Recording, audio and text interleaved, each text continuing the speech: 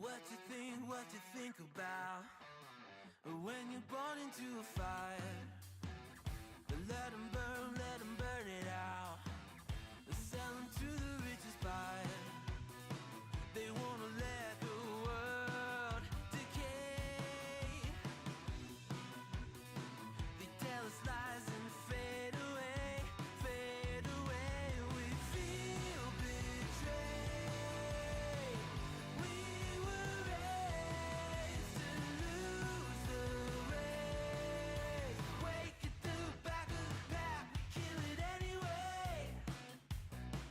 Listen up now, because we're never dropping out. Beat the odds, beat the big house. Our brains are bigger than the doubt. We've been thinking for ourselves, never let the truth fade away. This is bigger than ourselves, we won't let the world burn away, burn away. We feel betrayed. We were raised to lose the race. Wake at the back of the pack, kill it anyway. To blame, haters face the world's mistakes. Wake at the back of the pack, kill it anyway.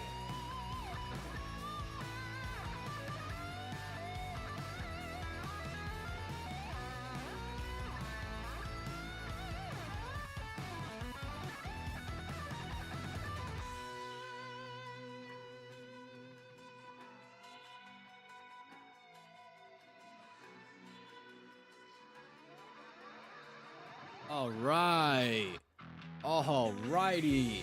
Let's get into this. Welcome in. Welcome.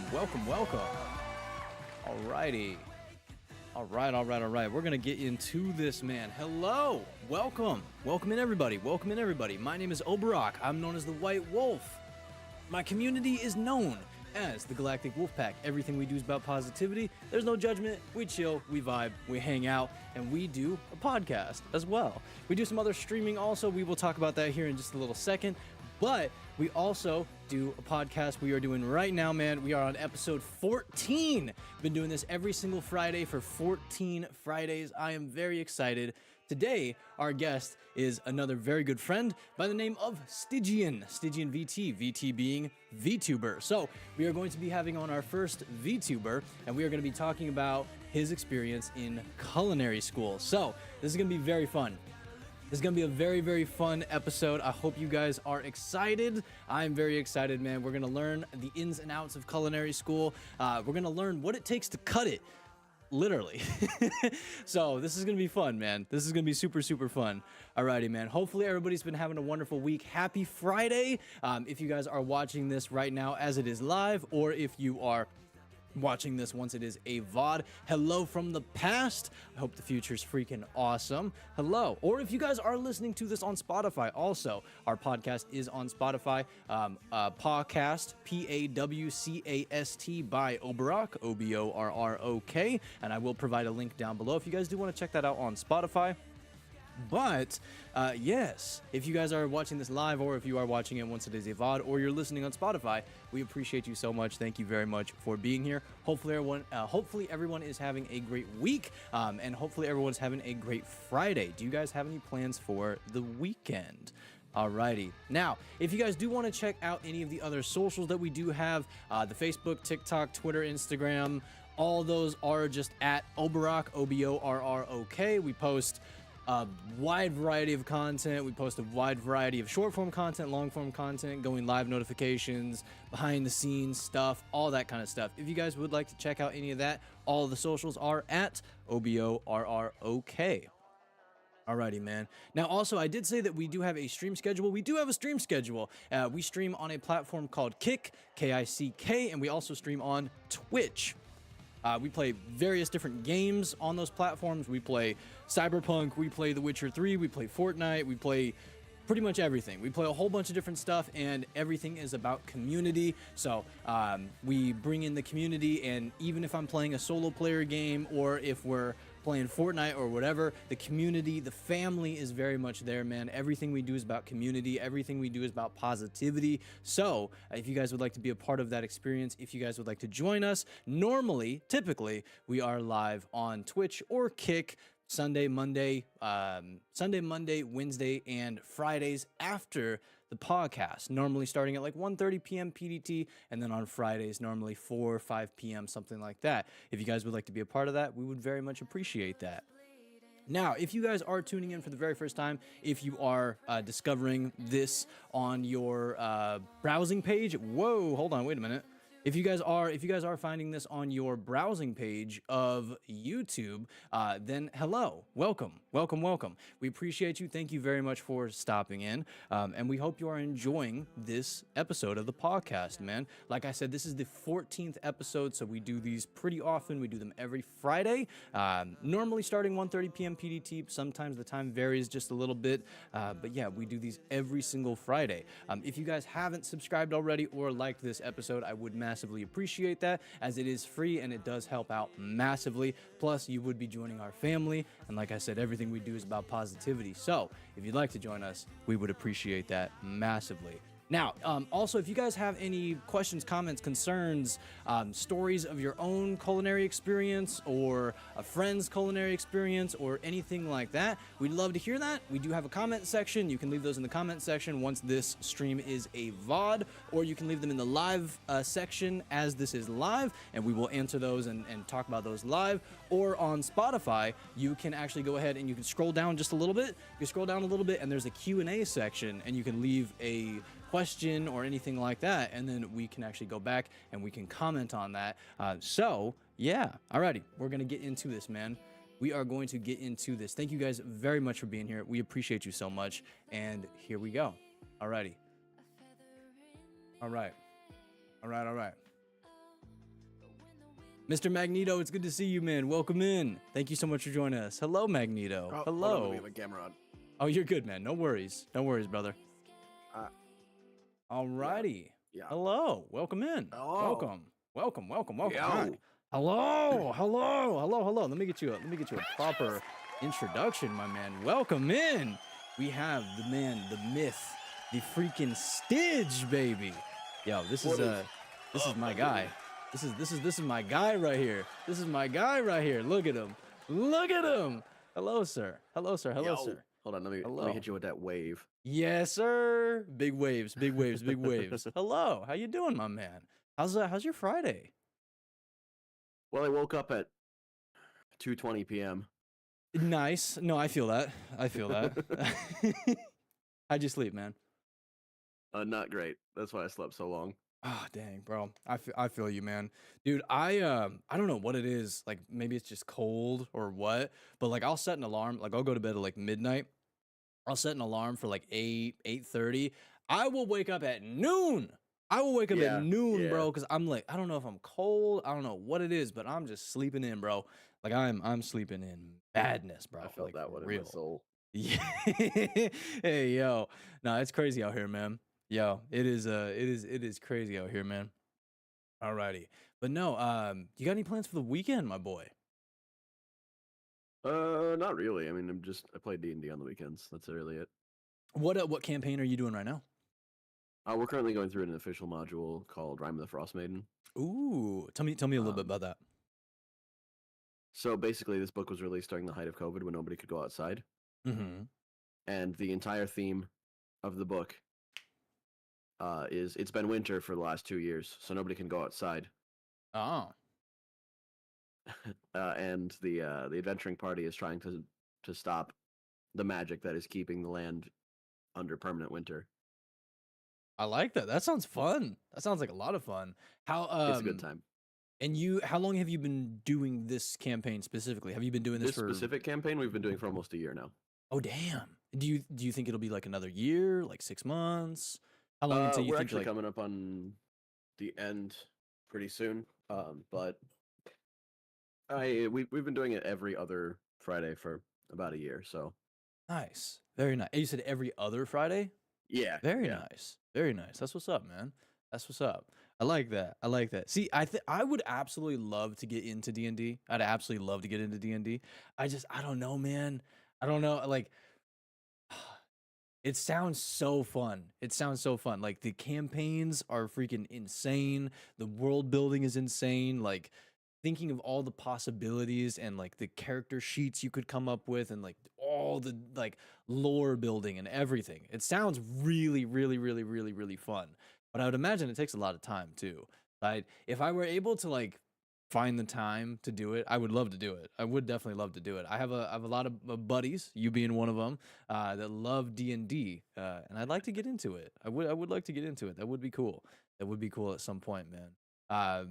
The really cool thing too was I was actually talking to my buddy Spleen about a one shot, about coming in as a one shot, like the one shot White Wolf or like the one shot Chimera or something, from Paragon, right? Something Yeah. like that. I thought like we were talking about that. If there was a possibility that I could like sit in on a session, see what it would be like, right?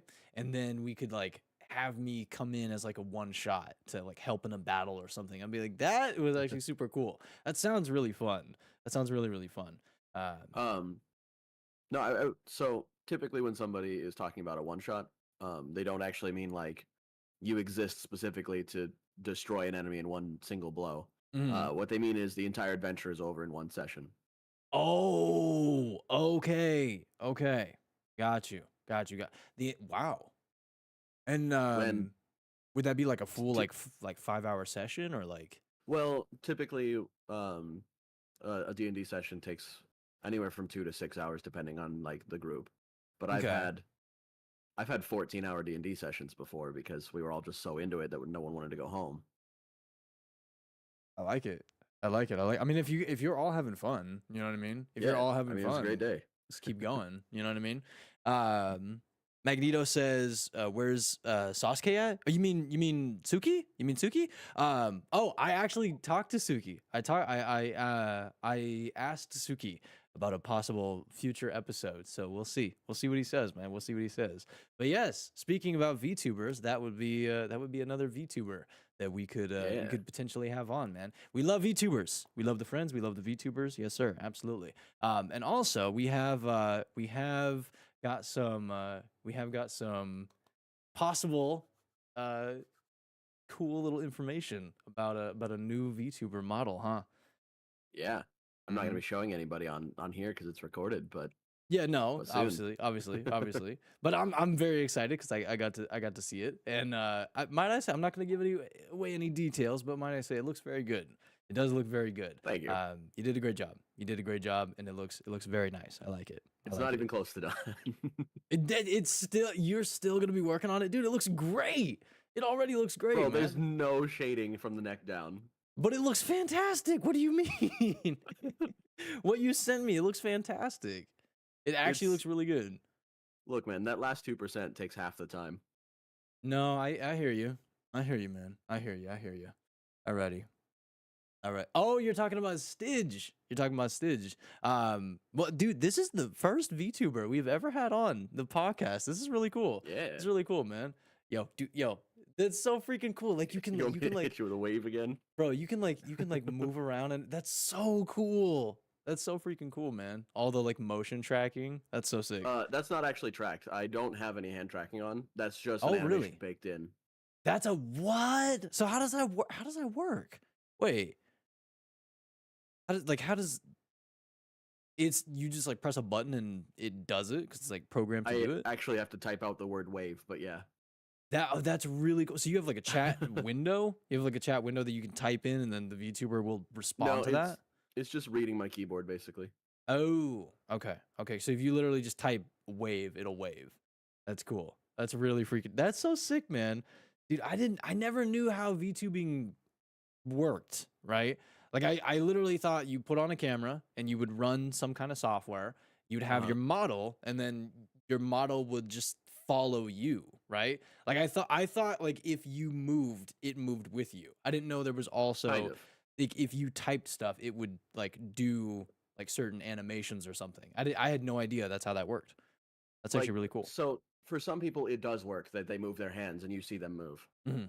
Like if I had hand tracking, you would see me talking with my hands constantly because I talk with my hands. Me too. I mean, me too. But I don't have any of that. So because it's like if I want to get full body tracking, the cheapest option is like $250. Oh damn, golly. Yeah, and then running that along with OBS, along with a game, really hard on the PC. I would need a second PC to run that. Absolutely. No, I could definitely imagine that. And especially if you're trying to get like a smooth 62, I can imagine. Yeah. Alt, by the way, Alt, thank you for joining us, man. Thank you so much. Alt says there's a file type for models, including for things like VR chat called VRM. Interesting. Yeah. Interesting. See, that's another thing. I always wondered how VR chat works. Is that like, can you take your model from like if you have like a VTubing model and can you port that into VR chat? Technically I can. Like I would have to put it into Unity as a VRM and then export it from Unity as a VRC file to use in VR chat. Got you. But yes, it would work. I wouldn't use this model because this is just a model I threw together in 20 minutes because I needed something. I mean, it looks really good. It does look really good. Listen, you say you threw it together in 20 minutes, but it looks really good. It looks very good. Anybody could put together a model like this in 20 minutes. But it looks great. It looks fantastic. Well, I mean, thank you, but also literally anybody could do it. By the way, what I'm saying is, no, go ahead. What I'm saying is, if anybody wants to like try out being a VTuber, this was made entirely with free software. Nice. I like that. So take us through a little bit of your background. What's going on with the background? Are you in a cave right now? That is so sick. That's actually a screenshot of the cave so when you become Pirate Legend in Sea of Thieves. Oh, that's the cave that you can go down, right? Yes. I got grandfathered in. I got to experience that. I did not get to experience that by actually working towards it. I got grandfathered in. I was very grateful. Legend either. I was very grateful to be able to experience that with some of the goats that I was playing Sea of Thieves with. Is that a Shure SM7B that you have? Is that a PNG of a Shure SM7B?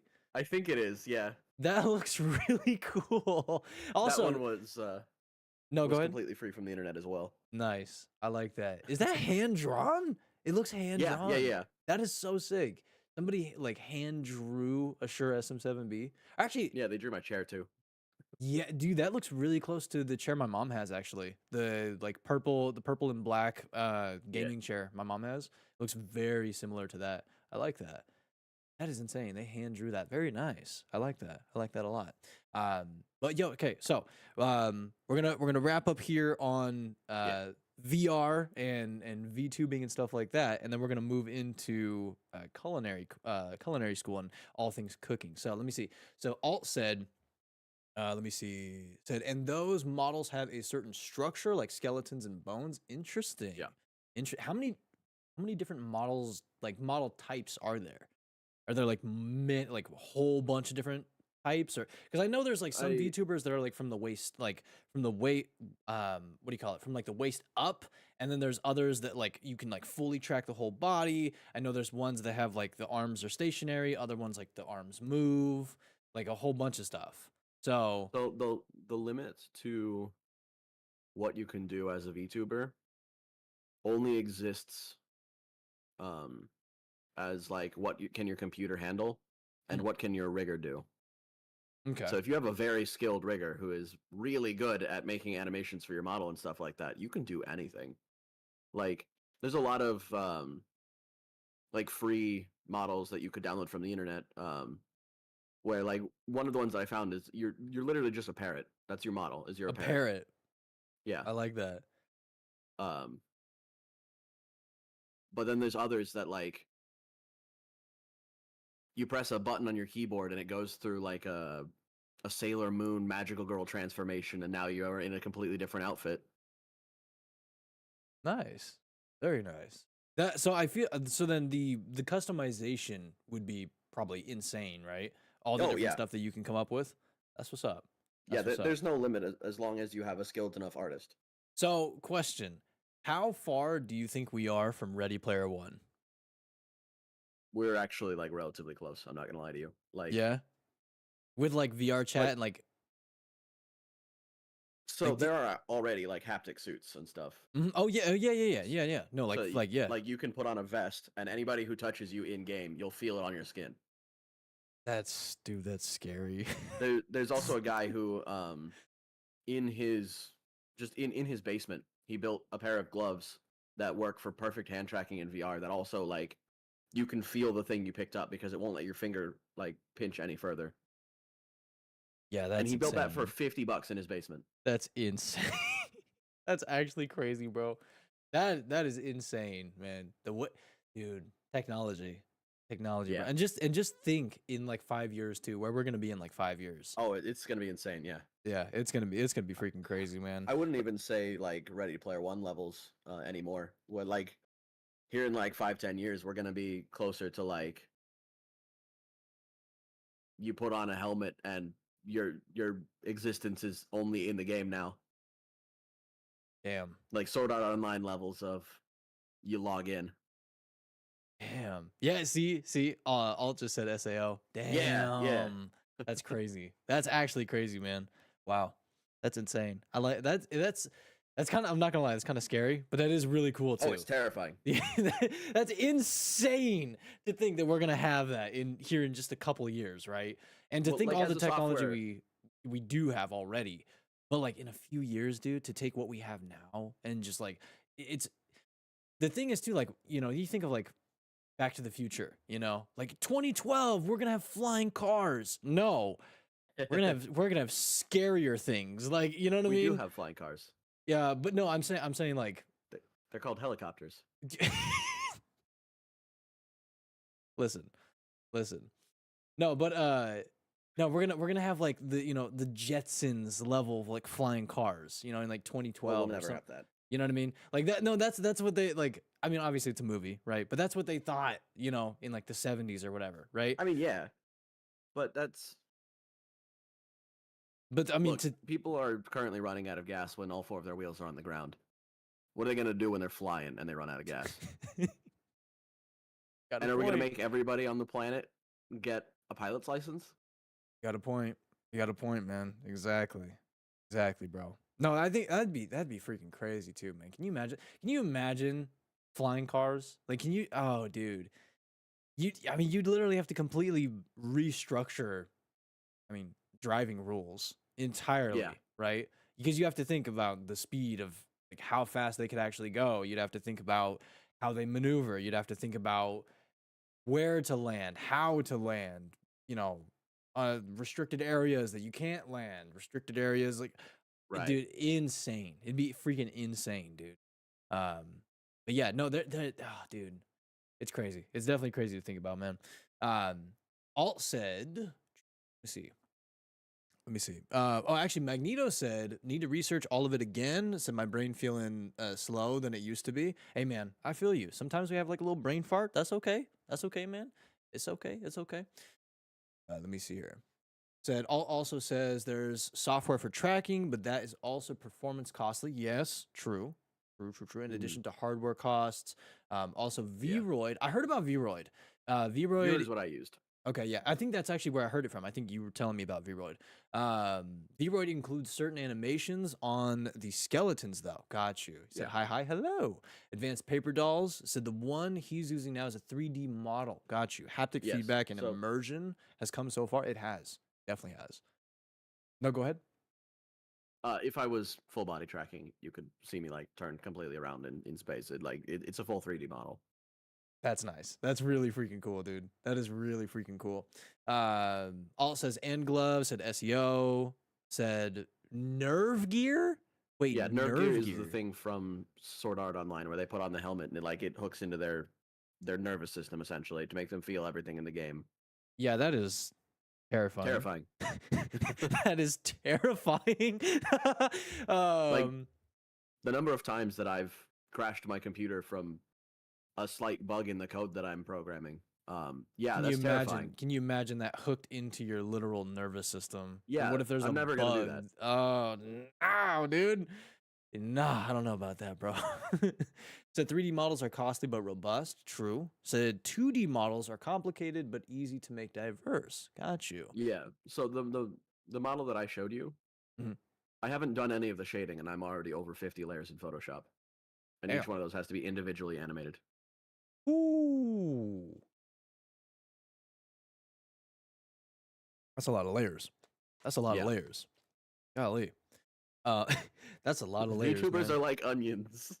There's so many layers, man. There's so many layers, and each one of those has to be animated. Each one of those has to. So okay, I would imagine if there's an issue with one layer down the line, right? Do you have to like completely tear apart the entire model and like go Oh no, find no, it? it's very easy to just replace one single layer. Okay, because I was gonna say, like, can you imagine if you had everything together, but then you had like a glitchy like eye, like the eye was like moving outside of the face or something? Would you have to go peel back every layer of the face to fix that, or like? Well, I would have to go back in and adjust every single layer of the eye. Got you. Okay, so it's only that specific area. Got Well, you. like, so my eye, Mm. like just my left eye, for example, is over 10 layers alone. Jesus. Because like you Go have ahead. to have like extremely granular control over an eye, otherwise they just look dead and soulless. Granted, got you. that's me. I'm dead. I Hello. I was gonna say, I was like, listen, is that why you're looking for souls? We're here for your soul. Oh man, no, I love it. How many layers is your model? Is this model like top to bottom? This model right here is no layers. It's completely different workflow when you're doing it in 3D. Okay, got you. Okay. So then 2D is completely different than okay. Yeah. Okay, got you. Okay. And like you said, if you had the full tracking, you could literally like spin around and it would fully Yeah. track you. That is insane. That's also crazy. technically possible to do in 2D, but it's very difficult. Okay, I got you. Also says it's weird. It's weird to me how far we've come from where we were. Said, and yet how far it feels like we are from 2020 something in stories from before 2000. Yeah, exactly. Yeah, like what do you call it? There was a song, not the I'll take a trip to the year 3000. Not that. There was another song. It was like something in 2015 or something like something like that. It was like it was talking about, the future, and it was like it's gonna, technology is gonna be insane in 2015 or something like that.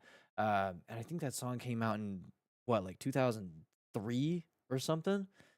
It's I mean, and then think like the technology we have from the 80s to the early 2000s, Yeah. then the early 2000s to 2015, and then the 2020s now, and then what we're gonna have in 2040. Like it's crazy. Yeah, I mean, absolutely. no, not even 2040, just freaking 2029. Like, you know what I mean? Insane. It's gonna be freaking crazy, dude. Still no flying cars. The progress and integration of each of tech is wild. It is. No, it definitely is. Yeah. Said, but whatever he can draw, he can do. That's cool. The eye is like a bunch of layers, though, like a 5+. You said it's 10. Yeah. You said Yeah. Currently I have 10 layers in the eye. I might even add more. Dang, golly. Said I believe it. Eternal, welcome in. It's good to see you, my man. Hello, dead and Mayor. soulless. I relate. Dead and soulless. I relate. Listen, 3D is a model with a skeleton, and tracking Yes. uses knowledge of the skeleton to move things. Nice. Right. Said Basically, it would only track where my hands are, and then the program would figure out where the elbow should be based on that, like the rotation of my hands and the position in space. that's insane. That's so cool. That's so cool, but it's so like scary at the same time. Yeah. That's actually crazy, man. Said, so for more animations, you can apply the animation to a skeleton, and anything that has a similar enough skeleton can do that thing. Yeah. Whoa. Okay. All right. So we've all right. Listen. So we're out here talking about the year 3000. We're out here talking about technology. We're out here talking about VTubers. Alrighty. This is some really cool stuff, man. But now let's branch into the culinary school. Alrighty. So my first question for you is, what is your earliest memory of cooking? Like your first memory. What is your the first thing that stuck out to you when it came to cooking? My earliest memory of cooking was when I was like 3 or 4 years old, and I was making pancakes with my grandpa. And I went to go flip the pancake, but I had my I was holding the spatula a little weird, so I like somehow I had touched my pinky, like the tip of my pinky, directly to the hot griddle. Oh, I still have a mark on my finger from where that happened. dang. 20 my years man. later. Dang. And you said this was like when you were 3 or 4? Yeah. Dang, man. Yeah, there was this video that I saw. There was this video I saw where this guy had a cast iron, I think it was a cast iron pan. Mhm. And he was talking about like how fast he could move or something. And he literally just like Oh, that video. he just did that and just Yeah, no completely fingerprints, yeah. seared his freaking fingerprints, dude, straight Yeah, off his no. fingers. Like, wow, dude. That's Yeah, don't do insane. that. Can you imagine in the future too? All right, so we need to get a fingerprint. So Please about hold. that. About that, I can't on my right hand. I can do my left hand. Can you imagine, dude? That is actually insane. But that's really cool, Well, though. I will go ahead. That cast iron pan, when he touched his fingers to it, was probably almost 700 degrees. Oh, I mean, yeah, yeah. It's instant death of any tissue that touches it. Yeah, that is. Oh, dude, that's crazy. The thing is, too, I think he said like in a follow up video, he tried to, like it burnt to the pan. Yeah, And, his like, he- skin like stuck to the pan. Yeah, it like grafted to the pan, and he tried Yeah. to wash it off, but he couldn't. And he said like Uh. he tried to like scrub it, and it wouldn't come off. And I'm like, dude, Yeah. that's freaky. That's really freaky, Yeah, dude. the oils of his skin from that heat polymerized to make like to fuse it with like a plastic coating to the pan. So that's what you do when you season a cast iron is you cover it in a fat, and then you get it really hot so it creates a polymer instead. Wow. And it did it with his skin. It did that with his skin oil. Yeah. Oof. Like, bro, you want to see how fast I am? Not that fast. Not that You're not that fast. fast. You're not that fast, my man. You're not that guy, Listen, you're not that guy, pal. Trust me, you're not that guy. That's insane, though. So your first memory was like 3 or 4. You're flipping pancakes with your grandpa, Yeah. and you burnt your pinky finger, and you Yeah. still have a mark like 20 years later. Yeah. That's crazy. Yeah. That's your Looking at it right now. first. That's your first memory. Wow, golly. I mean, I would imagine that would leave an impression too, because It was dude, a quick introduction to kitchen safety. yeah, no. I mean, if you've ever burnt yourself in the kitchen, like, it doesn't matter the severity, like that haunts You remember it. Oh yeah, yeah. no, like it stays with you, bro. It really does stay with you. Well, another time I was making chicken parm, and this is Chicken so parm is if so you don't know good, by the chicken way. parm, you have to fry it. Mhm. I flipped the chicken parm the wrong way. Oh no. Like I flipped it towards myself, Oh no. and it Please don't tell splashed me. 400-degree oil up my arm. Oh my god, dude. Ooh. Yeah, no, it was bad. I had like 2nd-degree burns all the way up my left arm. Jesus, man. I still have scars from that too. Golly. Dude, that is insane. How many injuries do you think you've acquired in the kitchen? I lost count a long time ago. Damn, dude. Like even just a couple days ago, I cut my finger because I was being reckless when I was washing a knife. Damn. Bro, oh man. There was this one day I was let me tell you what, one of the scariest things in the kitchen is when you're washing dishes and like the sink is full with water and you're like taking dish, like, you know, you're taking the Oh, dish don't out. put knives in the sink ever. Yeah, dude.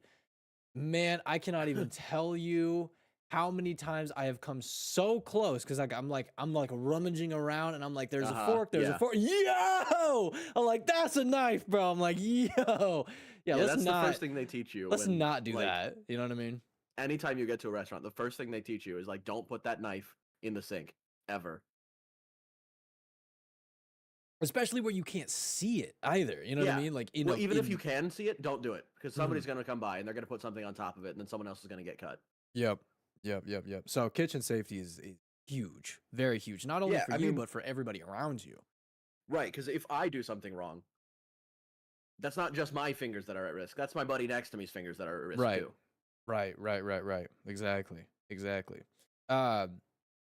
So, oh man, that is really cool. That is really cool, man. I like that. I like that. So you said like one of the first things that they teach you is kitchen safety, not only for Yeah, yourself well, but for everybody else. food and kitchen safety is like lesson 000. Hmm. Like you are not even allowed in the kitchen until you pass those tests. Got you. I got you. Yeah, because you have to make sure the food is taken care of, right? Safe 'Cause to eat, yeah. yeah, you have to make sure the food is safe. You got to make sure the food is clean. You got to make sure the food is, I mean, it's not past any kind of like due date or anything. Like it is Right. completely clean, ready to eat. You have to make sure that you cook it correctly. You got to make sure Hmm. all that kind of stuff. Then you also have to make sure that you walk into the kitchen clean, right? Yeah. Then you have to also make sure that your utensils and all of that is clean. You also have to make sure that everybody around you is safe while you're also safe. That man, there's a Well, lot that goes into that. How many courses do you think go into that before you even get into the kitchen? one, honestly. The One? entire kitchen safety and food safety is just one course. Okay. Okay. And And you take it about generally with your gen eds, and about halfway through your food safety course, they'll be like, okay, you've learned everything. It's time for you to get in the kitchen and practice this stuff. okay, I got you. About how long are those courses normally? So that depends on the college you go to. Okay. Um, when I was going, my first semester, I took exclusively 5-week courses. Nice. Okay. Do not recommend. That's triple No. the workload of normal. Oh yeah, Normally, a true. course is 15 weeks. Hmm. Yeah. And so doing all of that in 5 weeks is absurd. I Yeah. wanted to die. So on the topic of getting into culinary school, when did you first think about it? Like when did you first think about getting into culinary school and you decided like I'm gonna do this? Oh, my whole life. Your whole life you wanted to do this. Run me Yeah. through that a little bit. Let me hear about this. So just my entire life, I've always loved cooking. It's a form of creativity that you can give to somebody else and you can watch them enjoy it. And that's my favorite part is watching how happy my cooking makes other people. I love that. I freaking love that, dude. I love that. I mean, yeah, too, because like you can admire how beautiful a dish is, right? Yeah. You can admire how beautiful it is, the presentation of it, but you can also admire, the taste of it, right? Like how well Yeah. it's cooked and just everything. So being able to cook something and be like, like let's go, bro. Like, you know what I mean? Like this is hot. You know what I mean? But then being able to see the satisfaction on somebody else's face when they see it, right? And that like how happy they are with what you cooked. That also you're like, let's go. You're like chef's kiss, you know? Got Yeah. you. That's what's up. I like that. I like that a lot. But this is something you've wanted to do pretty much your whole life. And it's something that Yeah. you like doing because I mean, you like it for yourself, you like cooking, but you Yeah. also really like seeing how it makes other people feel. I love that. I freaking love that, dude. Alrighty. Have you ever so do you remember when Mama Wolf and I made specific meals from the movie themes we were doing? Do you remember that? Yes. Okay. So like we made like the baklava because they had like there was they had a restaurant in I think Avengers that had baklava and they had like Oh, shawarma and that the kind of stuff. shawarma restaurant, Yep, yeah. yep. So we made like the baklava and that kind of stuff. So have you ever like cooked a meal from a game or a movie you've watched? Uh, What? the number of times that I have watched the movie Chef and Okay. made those dishes is more than I can count because for one, it's an excellent movie. John Favreau is excellent. Uh, and two, it's damn good food. What are like how many meals from that movie would you say you normally cook or Oh have God, cooked? I I think every single dish that was in that movie I have at some point recreated. And how many dishes is that? I I would have 10, to 20? go back and count. It's a lot. That's what's up. That's what's up. Ranging from like steaks, desserts, pastas, like all that kind of stuff or Uh, the my favorite, let's say, um, is I picked up a plating thing from that movie where he uses like a big barbecue carving fork to oh, spiral up pasta. Ooh, so that it sits in a perfect spiral on the plate. that's sick. That's really freaking And I cool. actually I still use that plating trick because it looks really nice. I'm gonna have to, dude. I'm gonna have to see that, bro. I'm gonna have to see that. You said the movie's called The Chef with Jon Favreau. It's just Chef. Well, yeah, Chef. I don't know, I put the on it, but Chef Yeah, with Jon it's a Favreau. Gotcha. 2014 movie. It's rated R, so if you're Yeah. under the age of 17, maybe don't watch it without a parent nearby. Actually, don't watch that movie with a parent nearby either. That's weird. Chef Jon Favreau. Okay. Alrighty. Got you. I got you. Adding that to my my movie queue. Got you. All right. Well, I like that. So you said you've watched the movie a whole bunch and you've made probably every dish in that movie. And then you Yeah. took the really cool plating trick from that movie and you've done that multiple times. You still do that. That's what's up. I like Yeah. that. Yeah. I like that. So that's really freaking cool. What are some major cooking differences you've learned in culinary school versus everyday life? So the biggest thing I've learned from culinary school is that the French are very wrong very often, and they're very rude about it, telling you that they're correct, even though they're cooking things in a way that is suboptimal. In culinary school, they teach you French cooking. That is classic French cooking is what you learn in culinary school. They don't branch out from that. If you want to branch out from that, you learn it yourself. Interesting.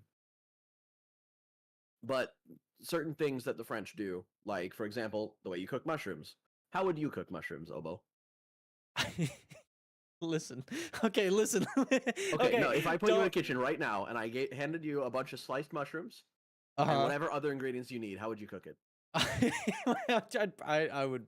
I would put them in a pan with some butter, saute them. There, right there. Yeah, Yeah. That's the thing. That's French cooking. Okay. Is you in French cooking you start with a fat. Okay. Because it's typically considered that if you put water on mushrooms, they will soak it up and they'll get mushy.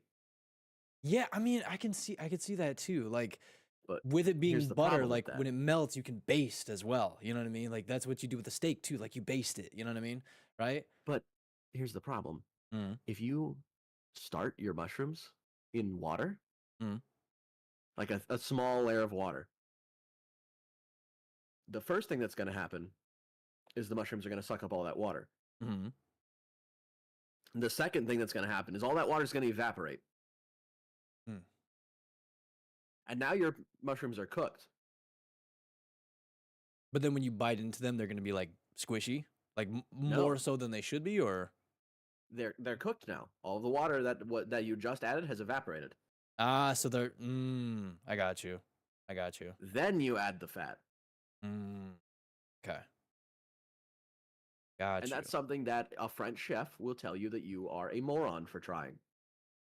But it's better. So doing it the normal way of the way I said it, right? You just Yeah. you take the sliced mushrooms, right? You take sliced mushrooms, you put them in, a pan, you get some butter, you melt it, you baste it, right? Yeah. I mean, and then, I don't know, you get like some, I don't know what, Oh boy. various different seasonings or, what have you, right? You finish the process of creating that, the mushrooms are done, right? Right. That's what I would think, right? That is considered wrong, or It's not wrong. There is nothing in cooking that is wrong. okay. There's just different ways of cooking it. Everything in cooking is subjective. If you like it a certain way, do it that way. Who cares what anybody else thinks about what you like in your food? Like coming to your steak as well, like people will be like, oh, like rare is the best way to eat it, or medium, medium rare, or even just well in done, the level of cooking on a steak. Mhm. Granted, So- if you ask me to cook you a well done steak, I will not do it. I won't do it. it's got to have some juice to it. It can't be fully well done. It's got to have a little juice. Got to have a little red in the middle. I got you. But if somebody else cooks a well done steak and eats it themselves and they like it, why would I care? Exactly. I mean, honestly, that can come down to like just life itself. That can come down to gaming, that can Yeah. come down to streaming, that can come down to anything. Like if you do something a specific way and you like doing it that specific way and it's not harming you, it's not harming anybody else, what's the problem? You know what I mean? Exactly, Right? yeah. Like honestly, what's the problem? But so you're saying in culinary school there is a very specific way to do things, and if you do Yes. them differently, then you're basically considered You are like, wrong to them. Yeah. okay, got you. And you're saying uh the French way of cooking is the way that they teach you how to cook. So if you want to do a different way of cooking, then that is, you do it on your own. That is how they teach you to do it. They teach you to do it a very specific way. So if you want to branch out from that, Yes. you do it at home. Okay, I got you. Or you do it on, your own time. I got you. And they don't ever like switch it up. They don't ever like change it. They don't ever French like cooking has not changed in almost 150 years. so like this is how you're gonna Any- do it. And if you don't do it this way, you fail. Like that's it. Yeah. Yeah. Damn. Any innovation done by chefs is done on their own after culinary school. Wow. Actually crazy, bro. That's actually crazy. Now, okay, wow. Interesting. So, with that in mind, what are some of the biggest challenges you faced while in culinary school? I was the poorest person there by a lot. One of the things that you do in culinary school is you get your own knives. Oh yeah, I've heard that. And every single day, they told me, you have to buy a set of Wusthof. Wusthof is the best brand. Get And those. you're just like, homie, listen. You're like, my brother in Christ, that is a $700 knife set yeah, you're for like, 4 knives. You're like, dude. I think that's actually the brand my mom was talking about. There was. Oh man, there's a bunch of different knife sets she's talked about. Different, like, vastly different names too, but they're all ranging between like 400 to like 1,000. And Yeah, she's just yeah, like, knives are like she's like, good quality chef knives are Mhm. ridiculously expensive. well, yeah, no, because I mean, there's some knives you can literally like cut a tomato like it's paper. You know what I mean? Literally. Well, Like, you can do just, that with any knife as long as you sharpen it correctly. Okay, I got you. Awesome. See, the more you know. The more you know. See, I knew that. Never knew that. Depends on how sharp it is. Depends on how. Okay, I like it. Yeah, so the number one thing about kitchen knives is how hard the steel is. Mhm. And then obviously like the profile and bevel degrees. So when you sharpen a chef's knife, you sharpen it to about a 15-degree bevel. Some people go shallower, some people go wider. It depends on the knife you're sharpening. If you're sharpening a cleaver, you're usually going to go like 30 degrees. Because maybe not quite 30, but like 20, 25, somewhere around there. Because a cleaver is meant for chopping things. And you want a lot of metal behind that edge to keep it straight and sturdy. Because when you chop something, if you've got a really thin edge, it's gonna warp. Right. But for precision work, you want as fine and sharp of a knife as physically possible, without going too much to the point where like a tomato is gonna bend your knife. Right. I've seen knives that can literally like holding a piece of paper out like this. You know what I mean? Holding a piece of paper out like this, the dude can just and just cut it Yeah. straight, like insane. Yeah, that is a well dude. sharpened knife. That is insane, bro. I can't. Oh man, the sharpness on that. Because like the paper's not warping. It's not. It's not crumpling. Yeah, it's not no, nothing. Just straight across. Holding it like this, like not. It's not like like situated somewhere, like held firm. No, just like this, and then just done. That's insane. like, how strong. How sharp that is. When I went for my journeyman bladesmiths, like to be allowed to be called a journeyman bladesmith. Yes, I also make my own knives. Thanks. Anyway, the tests they put your knife through. You have to cut through a 1-inch rope that is hanging with one single swing. Ooh. Hold on, let me actually just pull up the requirements. By the way, Mesa, thank you for joining us. Hello. We have another chef in the chat. Hello. Hello, hello, hello. How you Hello. doing, Mesa? It's good to see you. Welcome in. Viking says, melt butter in a pan, put some garlic, let it cook a bit, and then put the mushrooms in. Ooh. Preparing the pan before you even put the mushrooms in. And then would you put the mushrooms in fully, or would you cut them? Like, would you slice the mushrooms and then put them in? I mean, Well- that depends on what Just- you're cooking. Preference or no? I mean, mushrooms. If you're doing that Yeah. for mushrooms, That's so what I just mean. Like, it depends on what mushroom you're cooking. Like, Okay. there are hundreds of types of mushrooms. I got you. Okay, I got you. Let me see here. You're gonna have to scrape those prints off the pan. That's a Ah, good here it pan. That's a good pan. We got to use that pan, man. You got to get those fingerprints out of the pan, dude. Yeah, I'm not gonna eat my fingerprints. Yeah, dude. Golly. That's auto cannibalism.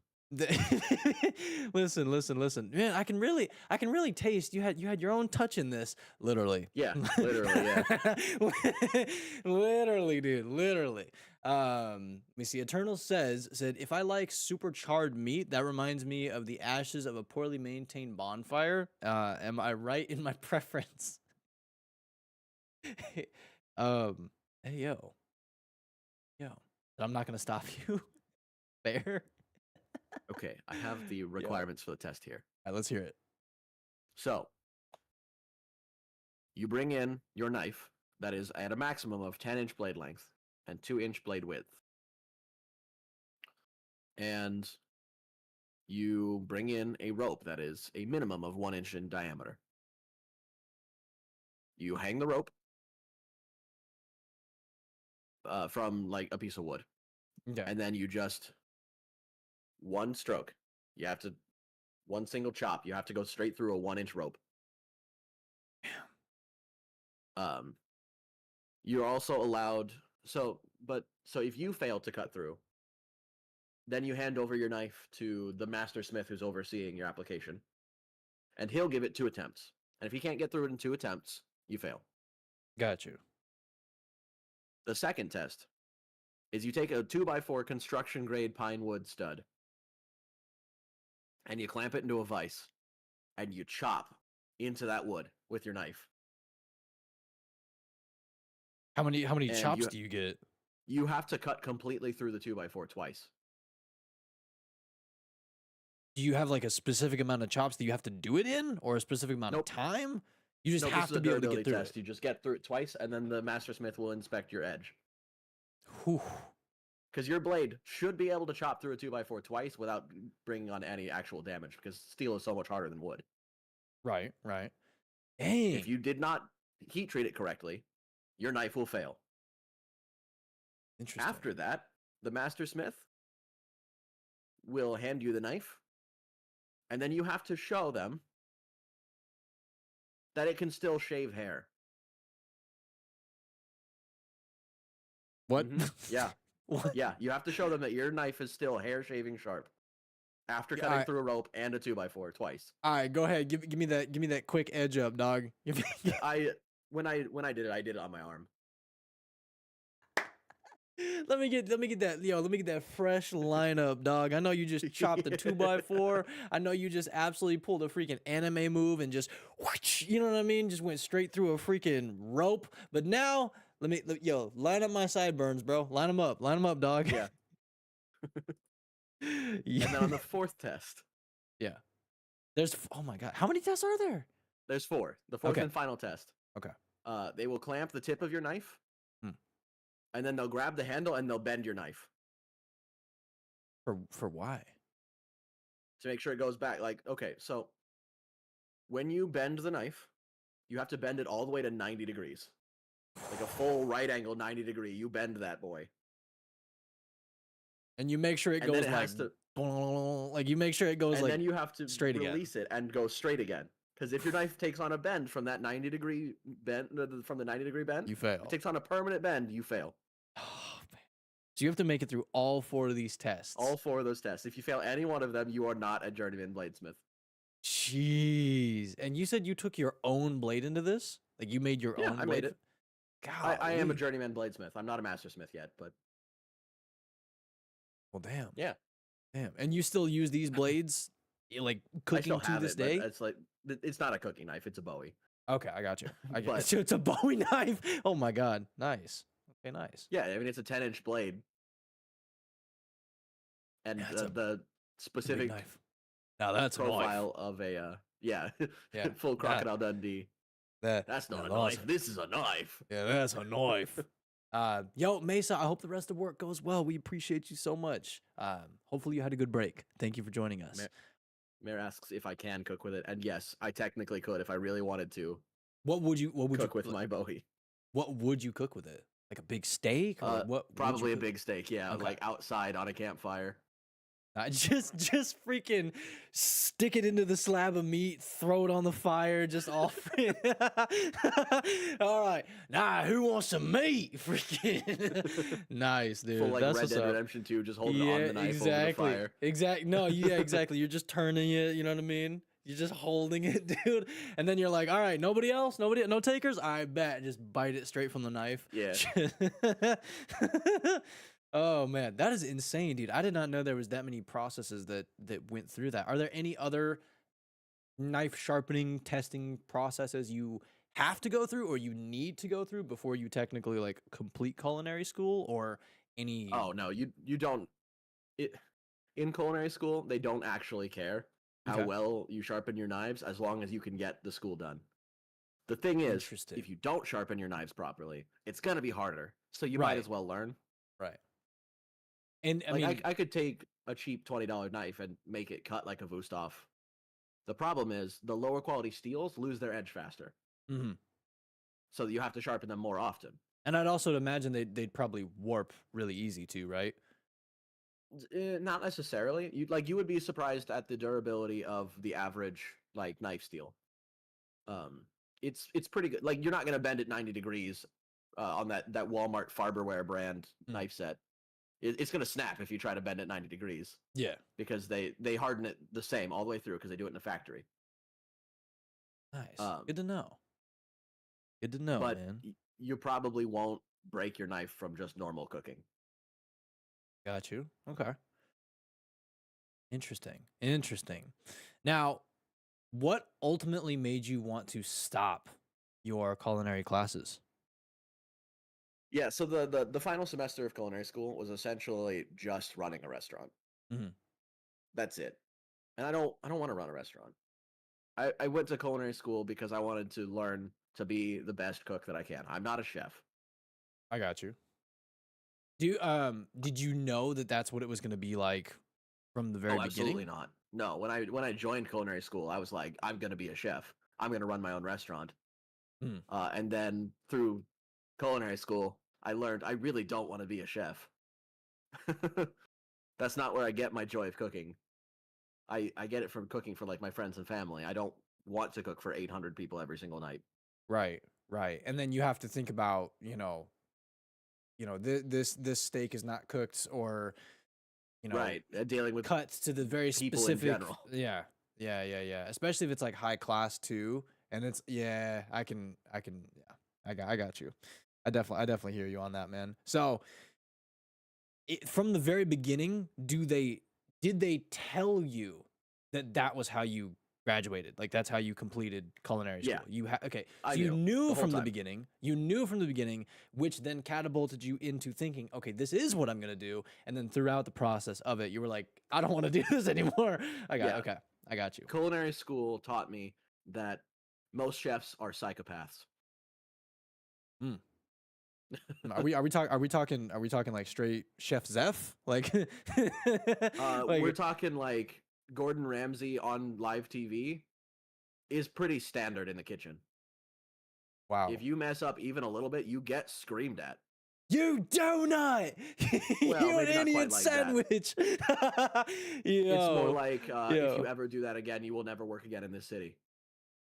City, not even facility, not even kitchen. City. No, if you live in a city, I'm sure every single chef knows every other chef in that city. Yeah, that's whoa. So it's Unless like, you live somewhere gigantic like New York.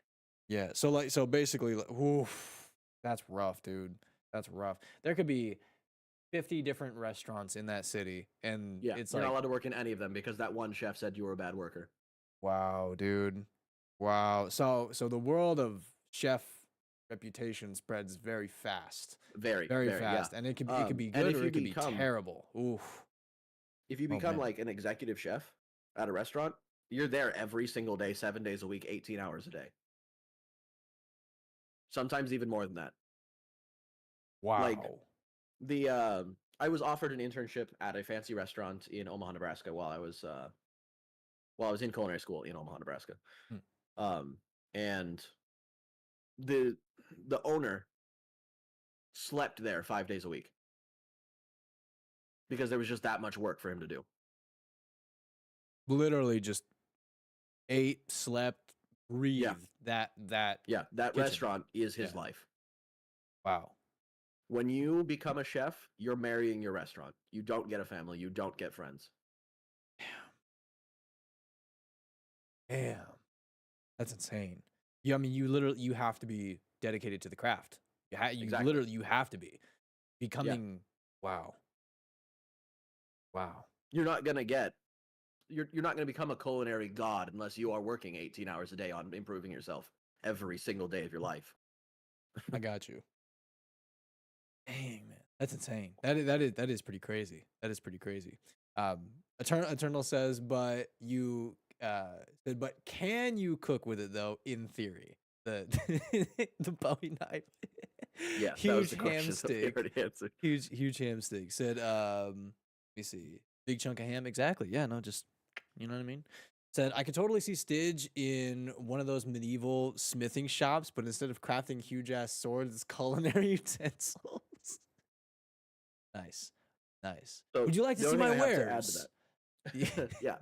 The only thing I have to add to that is when I was working with a blacksmith as his apprentice, the thing I made the most of was nails. Ooh. But like old style, like square nails. Because they make a lot of money. It costs like 6 cents of material to make an old style square nail, and you're selling them for like 15 cents a piece. Damn. Nice. So I've probably made 10, 20, 30,000 nails. That's yeah. Yeah, let's add that up real quick. Golly. That's pretty Actually, insane, man. you got me curious now. I'm gonna pull it up. That's the pretty calculator here. That's pretty freaking insane, man. Literally, So, oh man. if I'm selling them for 15 cents a piece, and they cost me 6 cents to make, I'm making 9 cents profit on each one, and I've made, let's just round it out to 30,000. Let's be generous. That's $2,700 in profit. A lot. That's of a just lot. nails. Yeah, of nails, man. How many Of do you just think? nails, yeah. Yeah, how many do you think you were like making in a shift or like a day? Well, I didn't really have shifts. I was an apprentice. I was learning from the guy. Got you. But in one day, I typically would I would make anywhere from 100 to 150 nails. Oof. That's a lot. That's a lot of swinging a hammer, my dude. That's a lot, dude. Now I'm seeing why a certain something is jacked, my boy. You're like, listen, I didn't mean for it to be that jacked, and I'm like, listen, now it makes sense. Now it makes sense, bro. You're Tony Stark in the freaking cave, dude. Just douche, douche, douche. Like, yo, golly. That's what's up, man. That's what's up. Tony Stark built this in a cave with a box of scraps. Yo, that's so sick, bro. That is so freaking sick, man. Yo. But it also probably made 15, 20 knives. I mean, that's what's up. Nice. Because that's what I wanted to do, was be a bladesmith. So that's what he focused the education on. I like that. That's what's up, man. And how long were you working as the apprentice? With the blacksmith. His apprentice for 18 months. Nice, very nice, man. Okay, cool. A little over a year, year and a half. Then 18 months, and then I got my journeyman bladesmith. Nice. But that was 18 months of me working there every single day after culinary school. And how many hours were you working at culinary school, or like doing your classes and all that? I showed up to class at 5 in the morning. Ooh. When did you We leave? weren't done until about 3 p.m. And then from about 4 to 7, maybe 4 to 8, I was making nails. Man, dude, you must have slept so good after that. I did not sleep very much. I'll be didn't? real with you. Oh, I didn't have time. Because you had to do more studying. You had to do more studying Yeah. for the culinary. Oh, Yeah. dude. Because in addition to going to culinary school, like contrary to popular belief, culinary school is not just cooking.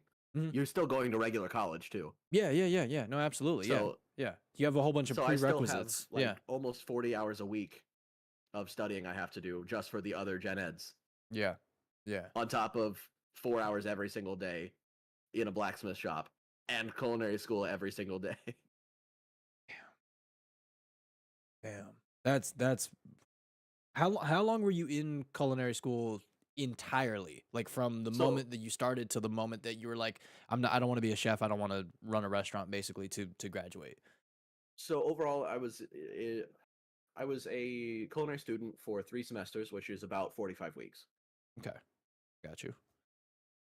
Yeah, and man, to think the workload, man, in just those 3 semesters, right? Yeah, like it's brutal. You think 3 semesters, like, oh yeah, it's 3 semesters. No, dude. Like to No, think no. you were doing your culinary classes, you were doing all of your other classes, you were studying, you were actually working like in a kitchen, you were actually freaking working with a blacksmith, you were doing like the hard labor of that too. Like that's insane. Every single day for, I mean, you said the blacksmith 18 45 months. weeks, yeah. Like wow.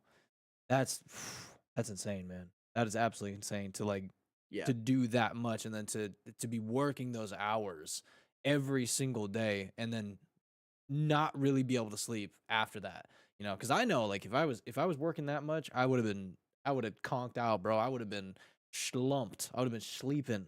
No. Yeah, I was averaging 3 hours and 6 monsters a day. 6 monsters? Monsters, just to stay awake, yeah. Oh my god, dude. Oh my god. In culinary school, I put on 45 pounds in 9 months. My man. And now I've lost 25 of that. Well, congratulations, man. Congratulations. Losing any amount of weight or putting on any amount of muscle. It's never an easy feat. So, congratulations, man. No, it's not. Congratulations. I'm proud of you. I'm proud of you, man. Thanks, Good stuff. buddy. Good stuff, man. Now, also Rise, welcome in. What's going on, man? How you doing? Rise? It's good to see you, homie. Let me see. Eternal says sharpening stone hammer. Said the whole works. Golly. Yeah, well, so the grinding stones aren't really used very much. They're more for for show. Oh, okay. Okay.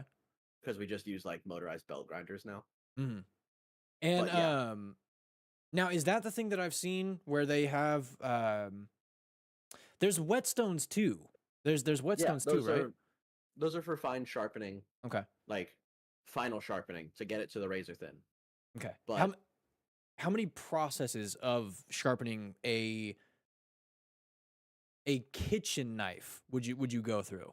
Like if you were going if you're going through like the extreme, like you're gonna go for the most durability, the most, I mean, everything. Like you're gonna make like a 25,000 grit polish.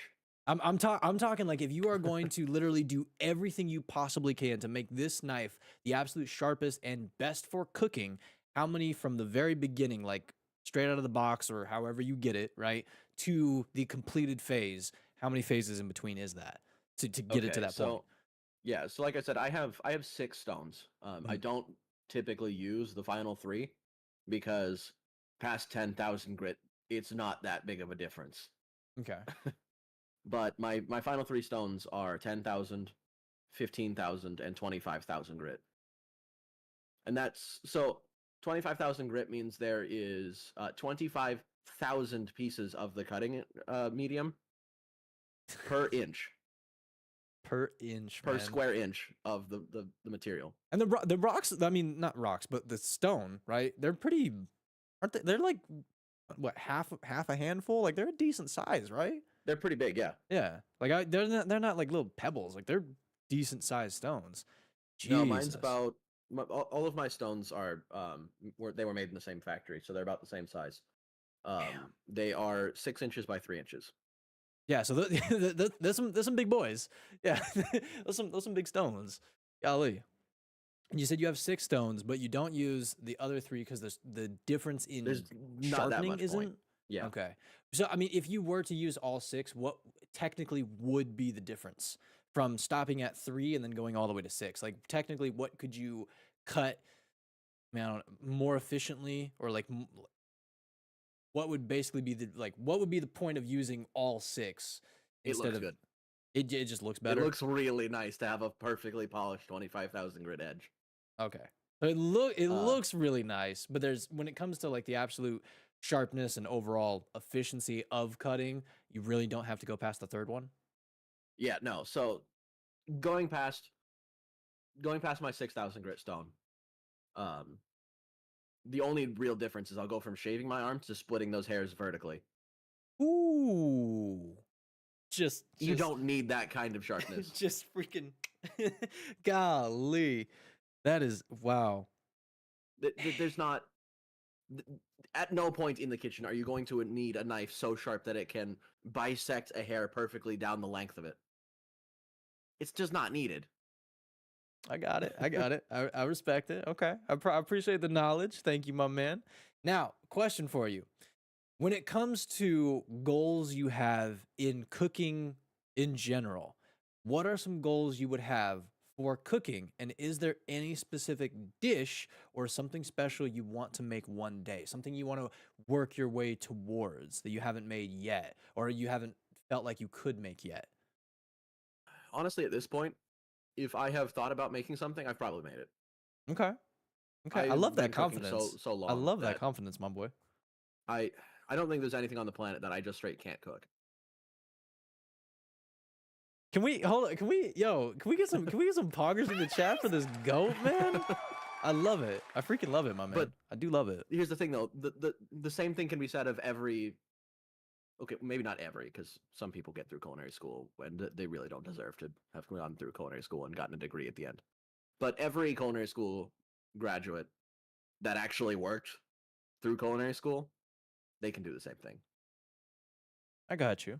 It's not something that's special to me, but it is something that I've spent literally 20 years now working on.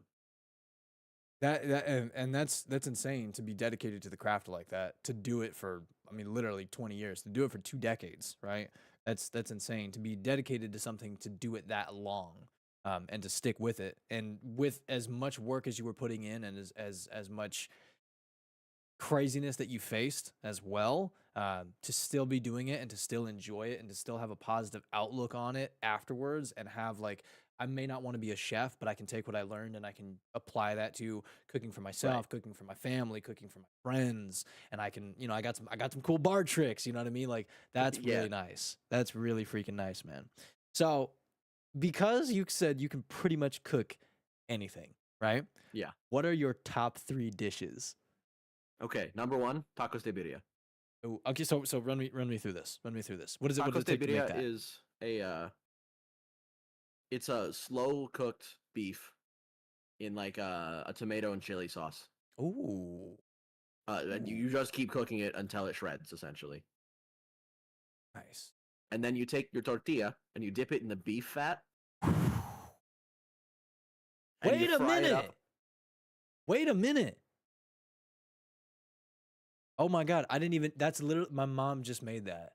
My mom just made that. And I was wondering, dog, my mom literally just freaking made that. The beef literally was like shredding. It was falling, like it was so, dude, oh man. And then she literally said, she was like, take the tortilla and dip it. Oh my God. I didn't even realize that's what I had. That's crazy. Yeah, then you slap it in the pan, you put in the shredded beef, you put in some Oaxaca cheese. Oaxaca is a specific type of Mexican cheese. It's very similar to string cheese. Oh, but it melts so good. Nice. Okay. That's what's up. And then you fold it over, you get it crunchy a little. And then you take Toast the liquid edges, that the beef was cooked in, and you dip the tacos in that. So good. So freaking good. It's so good. I didn't even know that that's literally what I had. I didn't even and minus that specific cheese, right? I just used like Fiesta shredded cheese, right? Like minus that specific cheese. That's essentially what I just had 3 weeks ago. Damn, that's actually insane. If you didn't like break down that process, I wouldn't have had any idea that I've had that. That's actually crazy. That I can confirm. So I haven't had it with that specific cheese, but I can confirm that that is a wonderful dish. It is Yeah, it's bomb. wonderful. It is. Oh yeah, it's bomb. It's definitely bomb. Let me see here. Yes, sir. Rise. Yo, man. I hope school's been well. Hope school's been well, man. We appreciate you. Eternal says, I can understand that. Said something he's done for that long. He's definitely done most of the dishes he saw and wanted to try his hand at. True. Yeah. Very true. Very true. If I've wanted to try cooking something, I've made it at this point. Nice. Very nice. So your knowledge, your freaking your thinker is yeah. you've tried it all at some point, man. Your knowledge in the don't kitchen worry. is I've forgotten more about cooking than most people will ever learn. But honestly, do you think you can like it's like riding a bike? You know, you could not ride a bike for 10 years and then you could get back on a bike and you might stumble a little bit, you might not have the best, control of the bike, but you still know how to do it. Like your brain's kind of like, "Oh, snap, like I've done this before. Like it's been a while. I don't, you know what I mean?" Yeah. Do you think you could I don't know.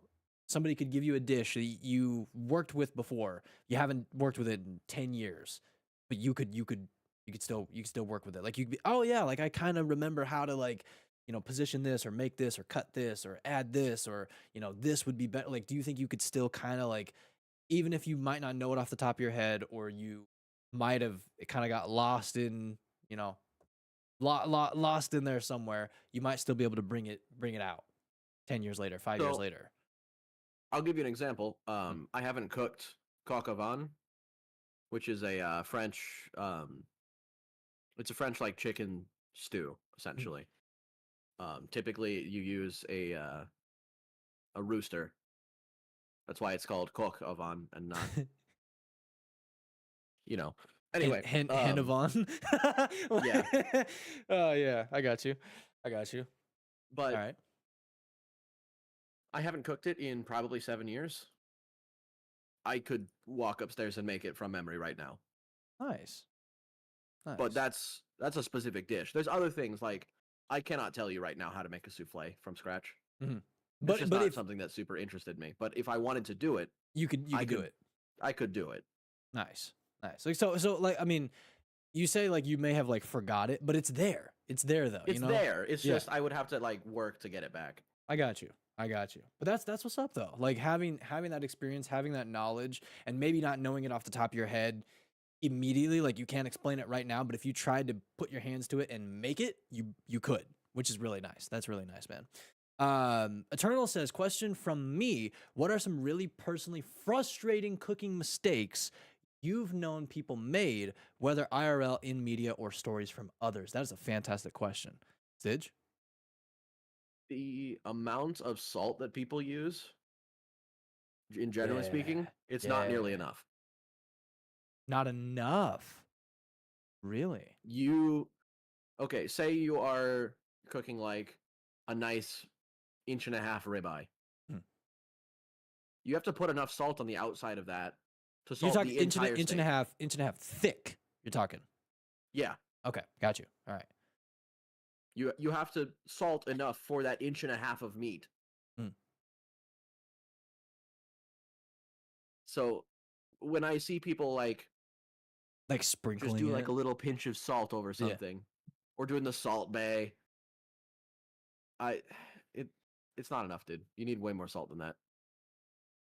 Like when I was making polenta for the first time in culinary school.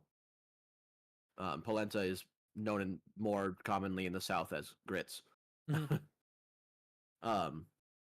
But I took my polenta over to chef and I was like, "What does it need? I can tell it's missing something." And he's like, "It needs salt." So I went back to my workstation and I added a couple pinches of salt. And I took it back to chef and he was like, "It still needs salt. I'm coming with you." And then he grabs like 3 whole fistfuls of salt and puts it in my polenta. Damn. Yeah, that's insane.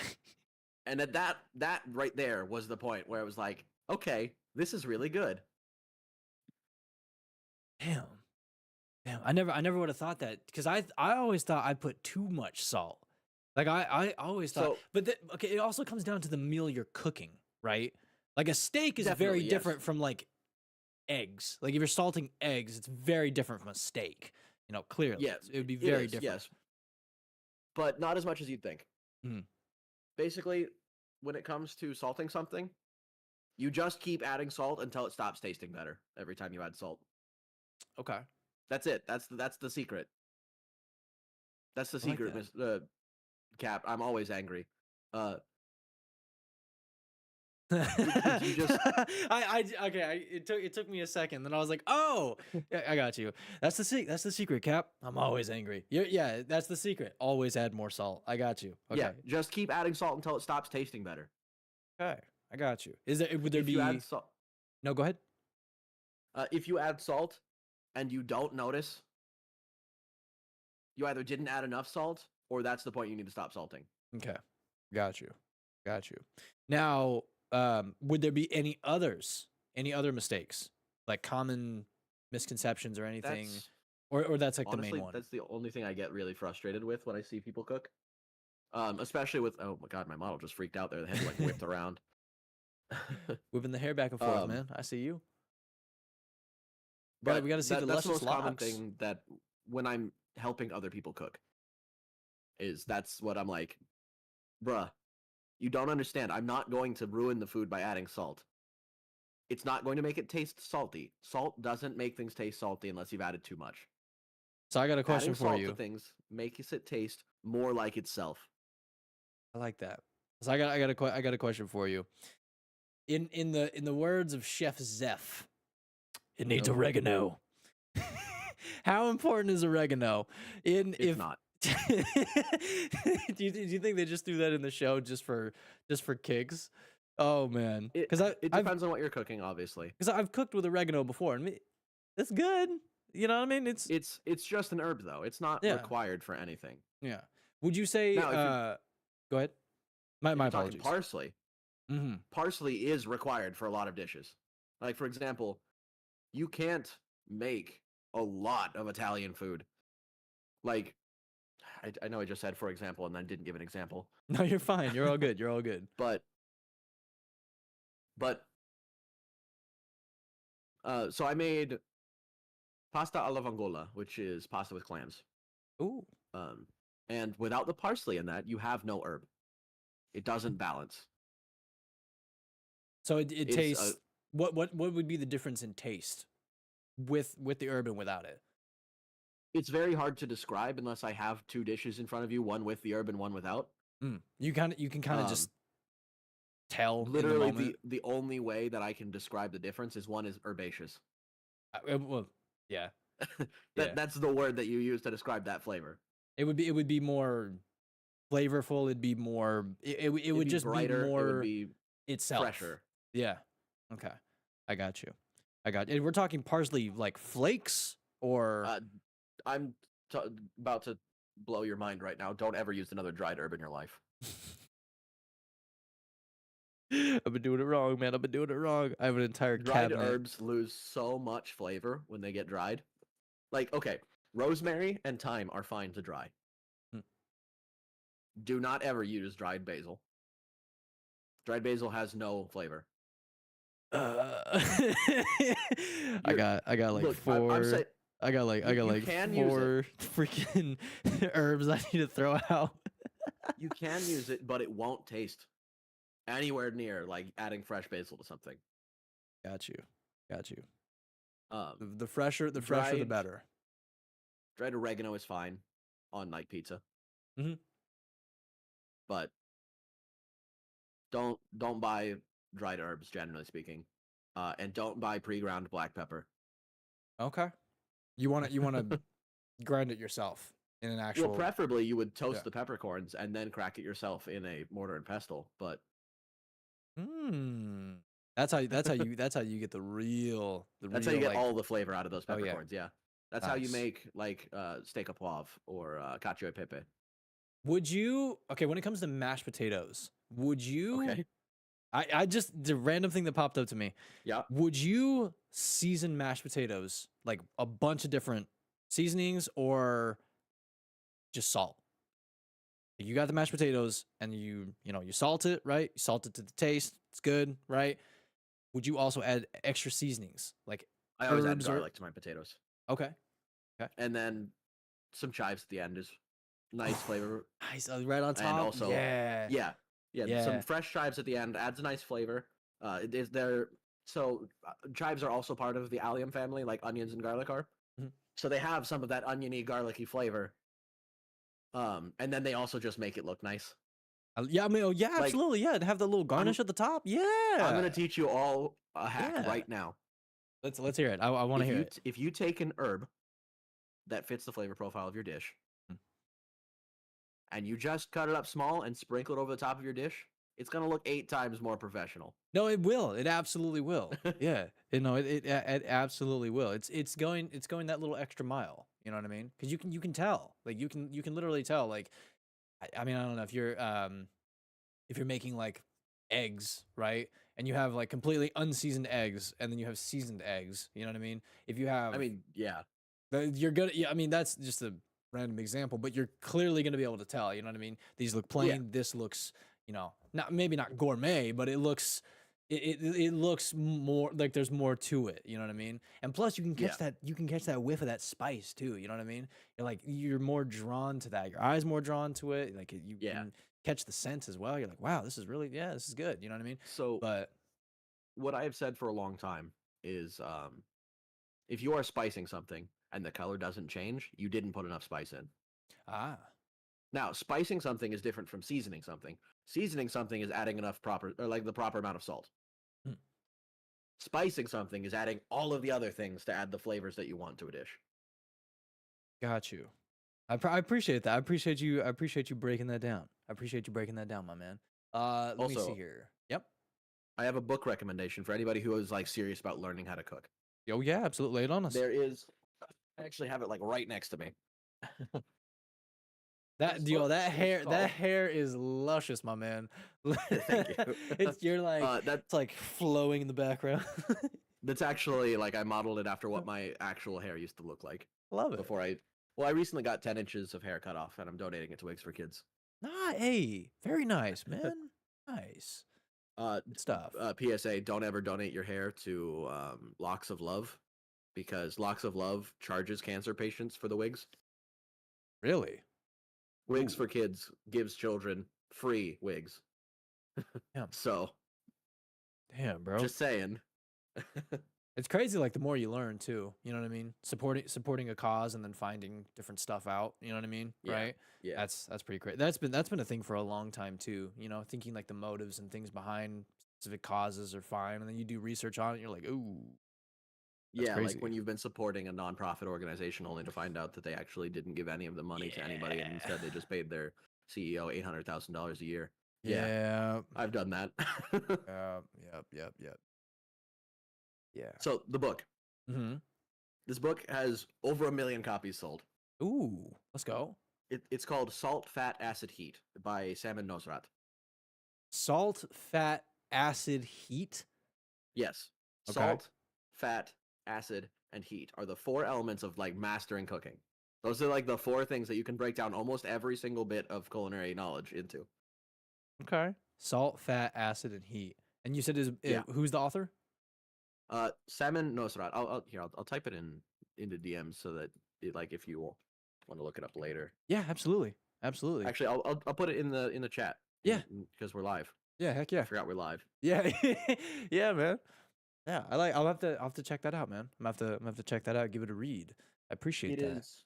When I purchased the book, the hardback was it was, hold on,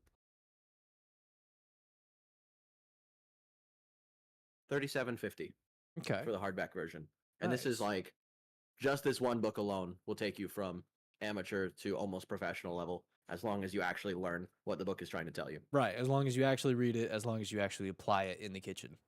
Now, Nice. I'm going to warn you, it's not a cookbook. It's not a recipe book. There are recipes in the back. That's not what the book is about. The book is about learning how to cook things. The techniques. Yeah. Yeah. Yeah. We got you. I got you. Let me see here. Let me see. Eternal says chives, green onions, and parsley said are more important than oregano, in my opinion. Got you. Okay, yes, but don't put green onions in the same thing as other as herbs because they're not. They're onions. They're an aromatic. Okay. All right. They belong more in the same category as other onions and garlic and ginger. Got you. Got you. Yes, fresh ingredients are so much better. Eternal, they are absolutely. It's like the difference between cracked black pepper and powdered. Oh yes, and powdered. Yes. Yeah. Yeah. Yeah. Very, If you buy night and day. pre-ground stuff, most of the flavor's gone. Yeah, absolutely. Yeah, he won up the peppercorn. He did. I did do that. Yeah. Yeah. Said, I mean, oh, but that's the difference between gourmet and regular mashed potatoes. Yeah. You got a point. You got a point. You got a point. You got a point. Whatever you put in it, true. Very true. Very true. He said salt, fat, acid, heat by Sam. Is it Sam or salmon? Like I think it's salmon. like salmon. Like okay, I got you. So salmon Nostra. I got you. I got you. All right, nice. I'm gonna have to check that out, man. I appreciate that. Alrighty. So you named one of the dishes. Two more dishes. Two more dishes that would be your absolute favorite. Okay, number 2. I actually like briefly touched on this just a moment ago, but cacio e pepe. Okay. Cacio e pepe literally just means cheese and black pepper. Really? Ooh. So It's an Italian dish where essentially you just make an emulsification of some butter and a lot of Parmigiano Reggiano. Or I guess you could use Pecorino Romano, but Parmigiano Reggiano. And then you would add black pepper and you have noodles in it, and that's it. It's butter, cheese, black pepper, noodles. That's the entire dish. it sounds really good. I mean, it might be, relatively. I mean, not easy to make, but like, it might not be the Simple. craziest. Yeah, it's simple. It's like it's simple. It's simple to make, but I mean, you make it right, it's incredibly good. So the thing about Italian cooking is very focused on simple, easy techniques, but very high quality seasonal ingredients. Definitely. That's why when I make cacio e pepe, I toast the peppercorns and I grind them in a mortar and pestle to get maximum flavor extraction. You go that little extra mile. You go that extra Because mile if to I make it even don't, better. it's mediocre. Yeah, and you've had what it's like at the absolute best. So when you make it again, Yeah. you want to have it at the absolute best. Exactly. You don't want to have it subpar. I understand. Like, I got you. Lovin won't eat instant ramen anymore ever since I made it from scratch for her. I mean, it's not even a night and day difference. It's a freaking. It's not even the same dish. Yeah, exactly. It's a whole different galaxy. Literally, like Yeah. it's insane the difference in texture, in taste, in seasoning, Yeah. in preparation, and everything. I got If that. anybody in listening presentation. / watching Ooh. has never had a bowl of authentic ramen, and you think that your block of Maruchan is ramen, go to a ramen restaurant. Do you on a note? Do you like pho? Do you like pho? I love pho. Nice. What's your favorite kind of pho to get? I'm sorry, what? I didn't. What is your favorite kind of pho to get? Like to eat? I don't mess with perfection. I walk into the Laotian restaurant and I say, I want pho. And they say, here you go. Here's your pho. And I enjoy it. The broth is incredible. The broth is really good. Oh, yeah. The meat, like the steak they put in. Oh, so They good. also put meatballs in the one here. Like they have Do they really? like pork meatballs that they cut in half that they put in. Wow. That sounds incredible. And then they actually. serve it with a garnish of jalapenos and Thai chilies. Do they toast them beforehand? They do not. It's fresh jalapeno and like mashed Thai chili. Nice. That does sound really good. That sounds really, really good. Third dish. So good. Third dish, my man. The third dish, that's a hard one. Mm-hmm. It could be. I mean, it could be all-time favorite, or it could be just completely up to you. Right? It could be anything. Well, that's the thing though. Like my number 1 and number 2 dishes, that's easy. I know. It's tacos de birria and cacio e pepe. My number 3 dish has at least a dozen recipes or just dishes in general that I could be like, this is my third favorite. Okay. So let's narrow it down here. Your third favorite dish, what is your favorite to prepare? The one you have the most fun making? Okay, but here's the thing. What season is it? So, like, if you mean right now in the fall, Yeah. I'm going to be making a lot of soups. Okay. I mean, very nice. We do love a very good soup. So in that case, I would put my third place dish as probably a butternut squash and green curry soup with fried shallots. Listen, can I come over? Like, yo, oh my goodness, my man. Yo, that sounds incredible. That sounds really incredible. It's Dude, so good, soup dude. just in itself is so good, man. It's so good. I love a soup. I love a good soup. I love a good broth. Oh yeah. Oh yeah, man. I actually just made chicken stock out of the leftovers from a rotisserie chicken that we had. Nice. Very nice, man. So very I nice. have Very like nice. almost a gallon of like freshly made homemade chicken stock just chilling in the fridge right now. And I might make ramen out of it. Nice. I love that. I love that. What are your favorite kind of noodles? Like what are your favorite kind of noodles?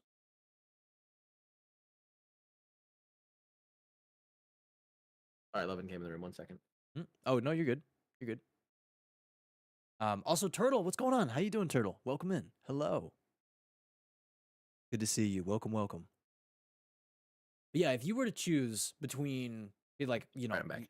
you got like penne noodles or you got like pasta noodle, like I don't know, like, you know, ramen noodles or like pho noodles, spaghetti noodles, right? Wide different, like crazy amount of different kinds of noodles, right? What would be your favorite kind of noodles? Like for a soup, let's just say for a soup. That's impossible to tell you. Yeah, because there's so many different kinds. It completely depends on the other ingredients that are involved. Okay, if you're making if you're making the you're talking about the chicken stock, like the chicken soup, right? What kind of noodles would you put in that? If it's that, so like, what would you put in that? If I'm making a chicken noodle soup, I'm gonna use like some thick egg noodles. Okay. Nice. But if I'm turning it into ramen, I'm gonna obviously use ramen. Yeah. Got you. I like that. Now, what are 3 or more best lessons you were able to take away from culinary school? Number 1, don't cut towards yourself. Yeah. Oh, dude, that's huge, man. We were shucking oysters. Ooh. So if you hold up your left hand and pretend you're holding an oyster. Yeah, and then hold up your right hand like you're holding a dagger. And then like go ahead, try to shuck that oyster in your mind. You're going to be pushing the knife away from yourself, right? Yeah. This guy was not pushing his knife away from himself. Why? He had taken his oyster shucking knife and he was jamming it into the oyster towards his own hand. Why? Why though? And then he slipped. Oh no! And he took this oyster shucking knife and he buried it in between his pointer finger and his thumb all the way up to the hilt. What? Uh-huh. Yeah. He wasn't back in class for about a week. He had to have surgery to fix that. Do not cut towards yourself. You will hurt yourself. My hand. I'm holding my hands extra close to me now, bro. I'm keeping my hands in my pockets. I'm so scared now. Most of the important lessons that I've learned from culinary school are from watching other people hurt themselves. Oh, dude. Oh, my goodness. I saw a guy lose an entire finger. I'm not joking. He just took a cleaver straight through his thumb. How? Because he was a moron, and he was holding his hand, fingers splayed out, and then chopped down towards it. Okay. Cleaver. Hand. Yeah. Meat. He was holding a piece of meat, chopped straight through his thumb. Why? Why though? Because he was a moron. But why though? Like, I know how. I'm doing great, Turtle. I'm doing great, man. I appreciate you. I hope you're doing well. He had that thumb reattached. It works perfectly fine now. He pulled a Ethan Winters. He just pour the goop on, stick it back on. Yeah, it's good. No, see, yo, culinary schools tend to have very good relationships with microsurgeons.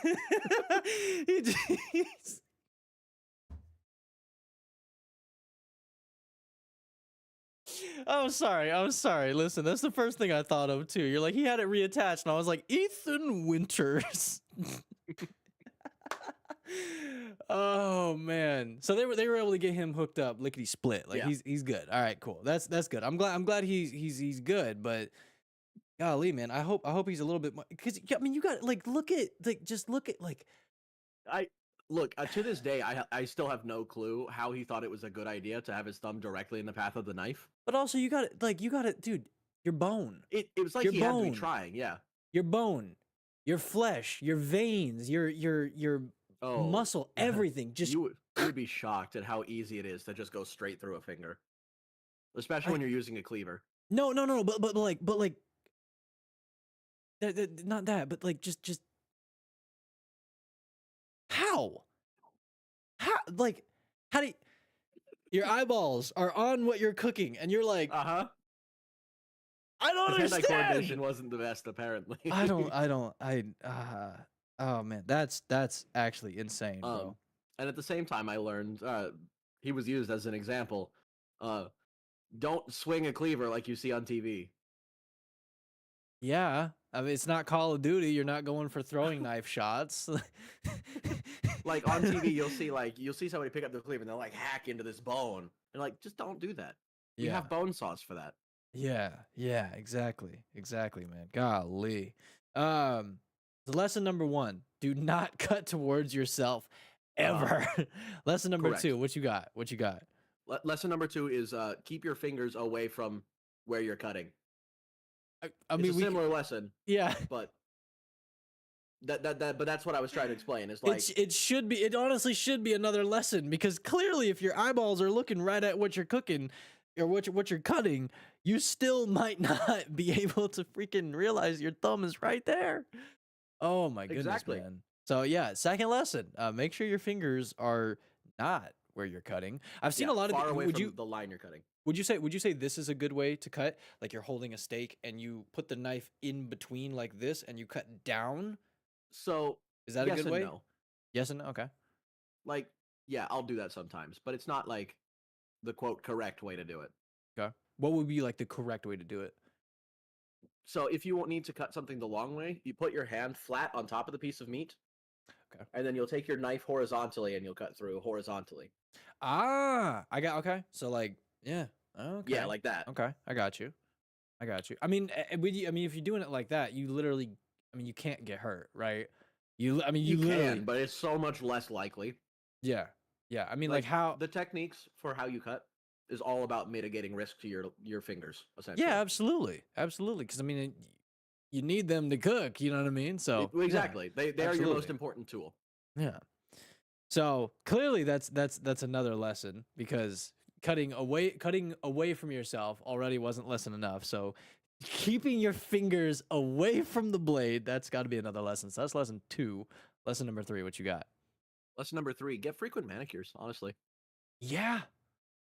I mean, you're cooking with your hands. You're cooking with your hands. So, your hands should always be clean, right? Your hands should always be clean. Yeah, your absolutely. nails should always be clipped, right? Yeah.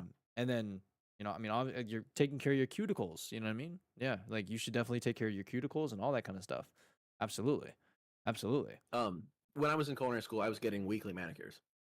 Nice. Just because that was something that was checked. Oh yeah. Like the instructors would come by and be like, "Show me your hands." Yeah, no, because Is you there have dirt to have under your nails. No, because your workstation needs to be clean, right? But also you need to be clean as well. Yeah, you know what I mean. I carried around a lint roller. My man. I am paranoid when it comes to like dog hair or anything. I can't leave the house if there's a single dog hair on me. I'm like, get it off! Like I can't leave the house if there's dog hair on me, bro. Oh man, I can't do it. I can't do it, bro. But bringing that into a kitchen, oh man, we oh dude, I knew this guy I knew this guy that he was a really good chef. He was a really like he knew how to cook. Let me tell you what, like this dude knew how to cook. He knew how to cut. He knew how to do all this kind of stuff. But he got caught one day with, I'm talking caked, just caked on, and he fired on the spot. And I'm like, God, that makes me like slightly nauseous just to hear. I'm like, dude, how did you manage that? I'm like, how did you manage that, bro? Like, not like a speck, not like a little, no, like, oh, dude, I'm like, Mans was digging in the garden with his bare hands and then came in. Right, exactly. Like he was like, let me get the freshest herbs, take them straight to the kitchen. Like, oh my goodness, man. Like I don't. Whew, golly. That's actually another thing though that I would recommend is anybody who's serious about cooking, start gardening too. Yeah, absolutely. Start gardening. Amazed. Yeah, start planting your own like vegetables, fruits. Yeah, absolutely. Yeah, so absolutely. You would be amazed at the quality difference from buying a tomato at the grocery store, like Walmart, and then going and picking it from your garden. I wonder why. Well, first off, there's no pesticides on the tomatoes in my garden. Mm-hmm. And yeah, that lowers the yield a bit. There's a couple of tomatoes that are out there that are currently being used as a house for ants. Yeah. But also, I don't have to wash nearly as hard. By the way, if you're not washing your vegetables from the store, do that. That's nasty. No, absolutely. Like I saw this video on TikTok of a lady that went to go get strawberries, and she saw these weird like little specks on there, and she was like, I wonder what these are. She left it in water, and just bugs just floated to the top. So just that video was actually faked. It was faked? Yeah, that video technically was fake. Okay. Well, I'm glad you're informing me. Because I was like, that's actually insane. Like, how did that even get into the store? Yes, still wash your strawberries because because it might not be that bad, but there could be one bug. You know what I mean? And well, berries and stuff are typically fertilized with manure. So, I mean, that's actual poop on your food. Yeah.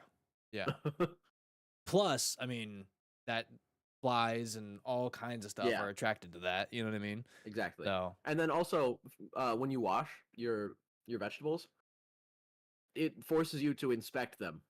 Yeah, absolutely. Like, you'd be shocked the number of times I've had a restaurant serve me a potato that, like, I'll cut into it, and then in the center it's like brown because it's rotting. Yeah. So you really have to do the inspection, 100%. You absolutely have to do the inspection. And you also have to learn what food looks like when it's at its peak. Yeah, absolutely. You have to be able to tell, like, what's the difference between, like, a ripe tomato and, you know, like, like what looks. I mean, that one's easy. They turn red. Well, but I'm talking like an avocado. Yeah. An unripe avocado looks like visibly looks identical to a ripe avocado. The only way to tell is if you squeeze it a little. Yeah, and exactly. You get it like it juices a little bit, and it's like squishy. You're like, like, I gotta wash my hands now. You're like, that's disgusting. Sometimes it goes too far, and then it juices on your fingers, and you're like, yeah, you're like, I'm not preparing this. This is disgusting. This is going right in the trash. Yeah, absolutely, man.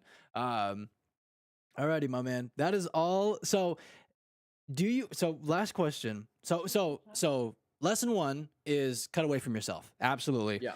Lesson 2 is do not cut. Don't have your fingers where you're cutting ever. And lesson number 3, if you are getting into cooking, actively take care of your cuticles and your fingers. Get manicures. And then another like a honorable mention. If you are going to get into cooking and learn to actually cook and be serious about it, plant your own veggies, your own fruits, your own. All that kind of stuff. I like that. Even if you're just doing like fresh herb garden. Absolutely. The amount of difference between not using, like the difference between going from your jars of dried herbs to basil that was just picked like 10 seconds ago. Yeah. It's ridiculous. Yeah, absolutely. You're gonna notice a massive difference in quality, in taste, in scent too. You know what I mean? Fresh herbs, though the kick, like you can absolutely tell the difference. Basil has such a good like peppery scent. Oh yeah, it's Oh yeah, So nice. absolutely. Fresh cilantro as well. Like Yes. fresh cilantro, dude, you just feel like you're in just a freaking garden filled with it. You're just laying in the grass and you're like taking in this just amazing freaking it's a clean kind of like minty scent. It just smells clean. You know what I mean? It smells Yeah. so freaking good, man. The So problem yeah, is that yeah. Lovin. Anybody who is listening who doesn't know who I am or know who Lovin is my wife. When she eats cilantro, she's one of the people who tastes soap. Tastes soap. Yeah, so there's like a genetic component that a lot of people, when they eat cilantro, it tastes like soap to them. What? Weird. Oh my Yeah, goodness. it's very strange, but I can't use cilantro in a lot of things because she tastes soap. How funky. That is interesting. Yeah. Wow. That is very interesting. To make something that smells so good and tastes so good, like when cooked and like put on a steak or however you cook it, however you implement that into the meal, to taste like something so bizarre like soap. Like not even taste like something like moldy or rotten or like bad, but Like actual soap. straight dish soap in your mouth. Yeah, like that is because that is such like a peculiar smell, scent, taste. Like it's so there's nothing like it. There's nothing on the planet that's like soap. Soap is Right. soap, and it is so nothing close to anything else. So that is insane to literally like wow, cilantro of all things. That's crazy. That's absolutely insane, man. Damn. All right. So I got one more question for you, my boy. Again, I want to All right, say into thank it. you. I want to say thank you very much for joining us today. It has been an absolute honor. It's been a pleasure. Thank you for your time. I got one final question for you. Is there a specific chef or multiple chefs you look up to? No. No. Okay. And tell us a little bit about this.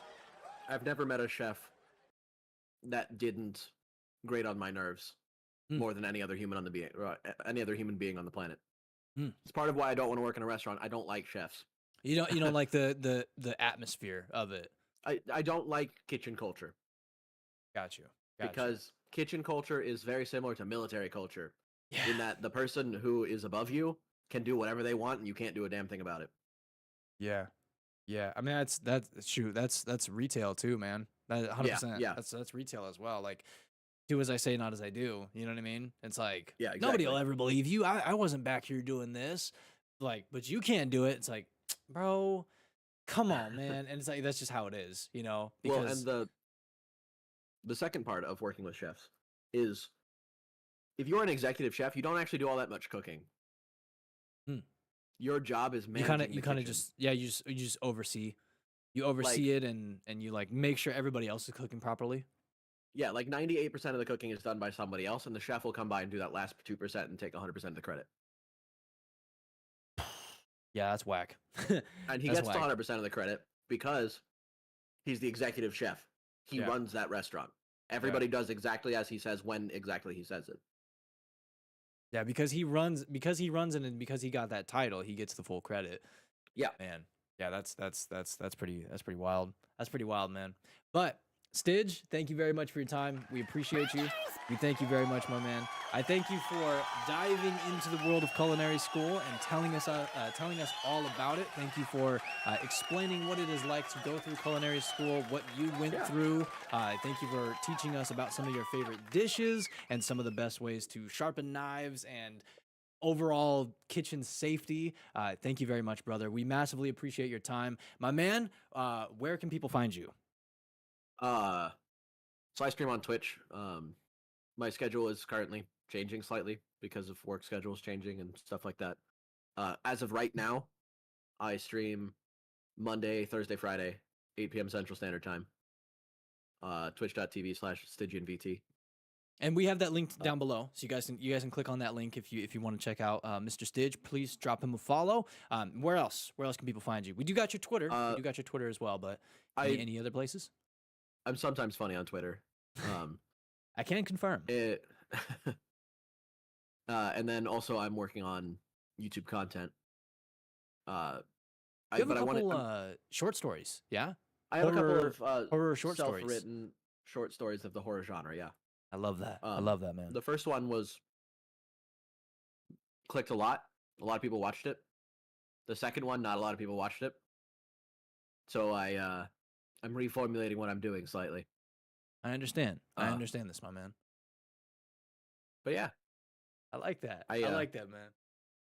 Yo, my boy, thank you very much for joining us today. Seriously, it has been a pleasure. It has been an honor. It's been very enlightening as well to learn about kitchen culture and to learn, Mm. things that you should do in the kitchen, things you shouldn't do in the kitchen, overall reasoning behind why you didn't want to be a chef and that kind of stuff. It has been it's been very, very, very fun to learn about this. And again, we massively appreciate your time. So my man, Styg, thank you so very much, my boy. And yo, I look forward to bringing you on to another episode as well, man. I would love to talk about D&D. I would love to talk about Warhammer 40K. So if you're down for a future episode, man, I would love to get you back on, man. Absolutely. Absolutely. I would be happy to run a D&D session just so you can learn what's going on and how the game works. I'd love to, man. We would just have to pick a time and other people to show up. Yeah, absolutely. I'd love to. I'd love to, man. Thank you for your time. I hope you have a great Thank rest of you. your Friday and an incredible weekend as well, man. Please be easy. And know that I'm very proud of you, brother. I'm very proud of you, man. Please keep going. I'm proud of you. Yo, thank you, my man. Thank you I've so watched much. you grow up from a baby-faced little dude into a man. Thank you, my man. I'm still working on the beard, man. I'm still working on the beard. I'm trying to get the Mihawk. Listen. You'll get there. Listen, I'm trying to get the Mihawk, bro. One of these days, man. You know what I mean? We're gonna have that big glow up. But thank you very much, man. I appreciate you, and please be easy, sir. Take care, You man. too. Bye. Good dude, man. Good freaking dude. Wolfpack, what'd you guys think about that, man? What'd you guys think about that, man? What'd you guys think about that? Good freaking dude, man. I love Styg, man. That's my guy. That's my guy, man. Yo, we learned about, oh, dude, we learned so much, man. We learned about kitchen safety. We learned about some incredible meals. We learned about what goes on in culinary school. We learned about freaking everything, dude. That was awesome. He did not suck. He was awesome. He was awesome. Listen here, Styg. Listen here. You were awesome, man. You were freaking awesome, my boy. Yeah, he is a legend. He is a legend, man. We love Styg. We absolutely love Styg, man. We appreciate you guys for coming in. Thank you guys so much for tuning in. Thank you guys so much for being a part of these episodes, man. I appreciate you guys so much. I thank you guys very much for supporting the podcast. Seriously, thank you very much for watching, tuning in each week, liking this episode. If you guys do like watching them, we appreciate that very much. Thank you for watching them, but also we do have it on Spotify, so if you guys want to listen or you guys know anybody that would like to listen to them, we do have these episodes on Spotify. I dropped a link in the chat, and I will have that linked down below also in the comment section. If you guys do want to check that out, I'm going to add that to the description also. So it'll be in the description, it'll be in the comment section, all that kind of stuff. I will be going back, and I will be I also will be timestamping. I will be timestamping, so you guys, if you want to come back to this and watch this and jump to a very specific point, I will also have timestamps. But Wolfpack, thank you guys very much for listening. Thank you guys very much for watching. Thank you guys very much for supporting this series, and we thank you so very much, man. I hope you guys have an incredible rest of your Friday and an incredible weekend too. Thank you very much, and I love you so much. Be easy, Wolfpack.